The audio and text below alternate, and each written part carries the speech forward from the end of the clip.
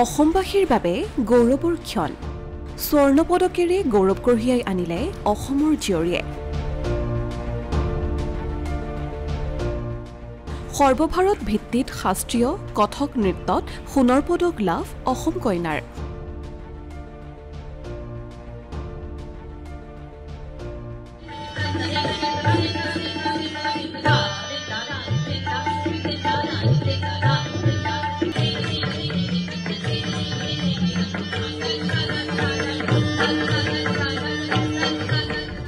ধুবুৰী জিলাৰ গৌৰীপুৰৰ জীয়ৰী হিমাশ্ৰী শৰ্মাই কঢ়িয়াই আনিলে গৌৰৱ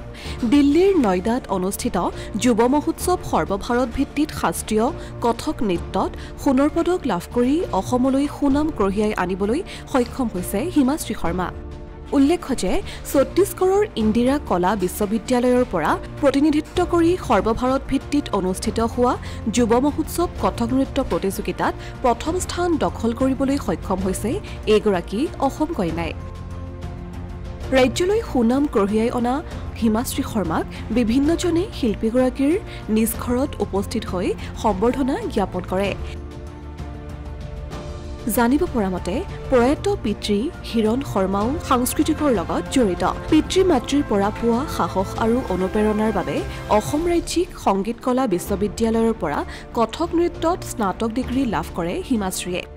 ইফালে ছত্তীশগড়ৰ ইন্দিৰা সংগীত বিশ্ববিদ্যালয়ত কথক নৃত্যত স্নাতকোত্তৰ বাবে অধ্যয়ন কৰি থকা বুলি জানিবলৈ দিয়ে আচলতে মই ছত্তীশগড়স্থিত ইন্দিৰা কলা সংগীত বিশ্ববিদ্যালয়ত স্নাতকোত্তৰত অধ্যয়নৰত হৈ আছিলোঁ আৰু সেই সুযোগতে মই ৩৮তম ৰাষ্ট্ৰীয় যুৱ মহোৎসৱত কথক নৃত্যত প্ৰতিনিধিত্ব কৰিবলৈ সুবিধা পাইছিলোঁ আৰু সেই সুযোগতে মই কথক নৃত্য প্ৰতিযোগিতাত ভাৰতৰ ভিতৰতে প্ৰথম স্থান লাভ কৰিবলৈ সক্ষম হৈছোঁ আচলতে যাত্ৰাটো বহুত দীঘলীয়া সৰুৰ পৰাই আচলতে ঘৰত এটা পৰিৱেশ আছিলে কালচাৰেলি বহুত জড়িত আছিলে দেউতা আৰু দেউতা গুচি যোৱাৰ পিছত এইখন পৃথিৱীৰ পৰা তাৰপিছত মাৰ অত্যন্ত মানে সাহসত মই এই জগতখনত আগবাঢ়ি গৈ আছিলোঁ আৰু ২০১৮ চনত মই স্নাতক ডিগ্ৰীৰ বাবে অসম ৰাজ্যিক সংগীত মহাবিদ্যালয়ত ভৰ্তি হৈছিলোঁ আৰু য'ত মই মোৰ গুৰু চন্দ্ৰানী কলিতা ওজা বাইদেউৰ তত্ত্বাৱধানত আৰু মৰমী মেধি বাইদেউ মেঘৰঞ্জনী মেধি বাইদেউৰ তত্ত্বাৱধানত কথক নৃত্যৰ শিক্ষা আৰম্ভ কৰিছিলোঁ আৰু এনেকেই সেই শিক্ষা চলি আছিল আৰু এই বৰ্তমানো শিক্ষা চলি আছে কথক নৃত্যৰ স্নাতক ডিগ্ৰী অসমৰ পৰা লৈছোঁ অসম ৰাজ্যিক সংগীত মহাবিদ্যালয়ৰ পৰা আৰু তাৰপিছত মই স্নাতকোত্তৰৰ বাবে ইন্দিৰা কলা সংগীত বিশ্ববিদ্যালয়ত অধ্যয়নৰত হৈ আছিলোঁ ছত্তীশগড়ৰ পৰা উল্লেখ্য যে ইয়াৰ পূৰ্বেও ৰাজ্যিক আৰু সৰ্বভাৰতীয় ভিত্তিত বহু পুৰস্কাৰ বুটলিবলৈ সক্ষম হৈছে নৃত্যশিল্পীগৰাকীয়ে সন্তানৰ এনে সফলতাত উৎফুল্লিত হৈ পৰিছে মাতৃও এইটো আচলতে ভাষা নাই ক'ব লগা মোৰ বহুত ভাল লাগিছে এইটো মোৰ বুলি নহয় গোটেই গৌৰীপুৰবাসী বা আমাৰ অসমবাসীৰে এটা মানে তাই এটা গৌৰৱেৰে আনি দিছে এইটো মানে বহুত এটা গৌৰৱৰ কথা মোৰ বিষয়ে ঘৰৰ চবেই আমি আনন্দিত হৈছোঁ বহুতে আনন্দিত হৈছোঁ তাই সৰুৰ পৰা তাইৰ এটা সাধনা আছিলে যে তাই নৃত্য বিষয়টোতে তাই লৈ পেলাই আগবাঢ়ি যাব তাইক মই কৈছিলোঁ যেতিয়া হাই ছেকেণ্ডাৰী পাছ কৰিছে তাইক মই বেলেগ বিষয় লৈও পঢ়িব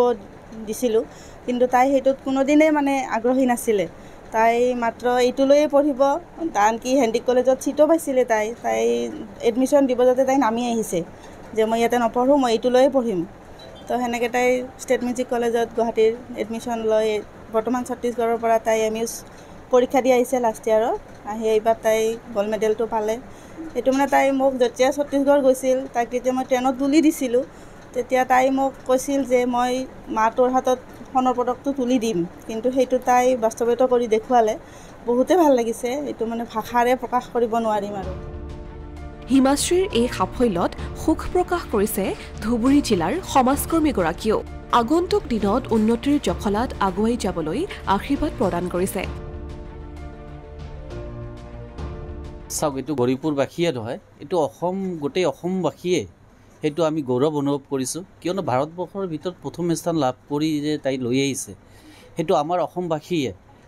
আমি গৌৰৱ অনুভৱ কৰিছোঁ আৰু আনন্দ উল্লাস কৰিব লাগে এইকাৰণে যে এজন গৌৰীপুৰৰ ছোৱালী হিচাপে জীয়ৰী হিচাপে তাই যে ভাৰতৰ ভিতৰত প্ৰথম স্থান লাভ কৰি পেলাই আমাৰ ধুবুৰী জিলাৰ এটা সুনাম কঢ়িয়াই লৈ আনিছে আৰু সেই সুনামটোৱে অসমবাসী তাই এজন নেতৃত্ব দি পেলাই প্ৰথম মই ভাবোঁ যে প্ৰথম স্থান যে লাভ কৰিছে অসমৰ ধুবুৰী জীয়ৰী হৈ পেলাই, সেইটো এটা ডাঙৰ কথা কিন্তু। আৰু আগন্তুক দিনত আমি কামনা কৰিছোঁ তাই আৰু আগুৱাই যাওক, তাইৰ জীৱনৰ উন্নতি আমি সকলোৱে কামনা কৰোঁ, ভৱিষ্যত উজ্জ্বল আমি কামনা কৰোঁ। অসমীয়া প্ৰতিদিন ডিজিটেল সংবাদ পৰ্বতঝৰা।